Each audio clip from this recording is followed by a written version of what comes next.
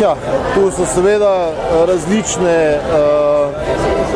različna razmišljanja. Po eni strani seveda razumemo, da vlada mora sledovati več ciljev in cilj po zapolnitvi davčne blagajne in cilj ne nazadnje po zmanjšanju stroška zdravstva.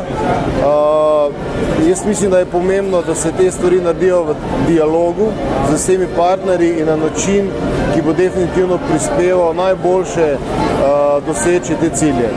Zato mislim, da je predvsem tukaj pomembno nadaljevanje dialoga med vsemi partnerji, da ne pride tukaj do diskriminatornosti.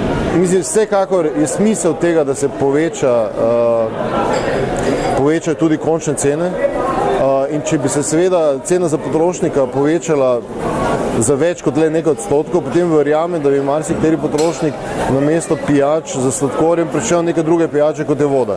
Tako da jaz mislim, da to razmišljanje je definitivno realno.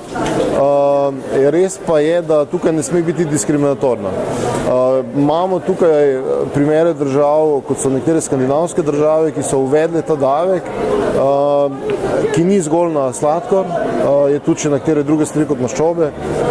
Tako da to razmišljanje ni novo, verjetno ima smisel, je pa seveda to potrebno narediti sistematično, celovito in v nekem dialogu z vsemi partnerji, kajti samo na ta način bomo lahko dosegli svoje cilje.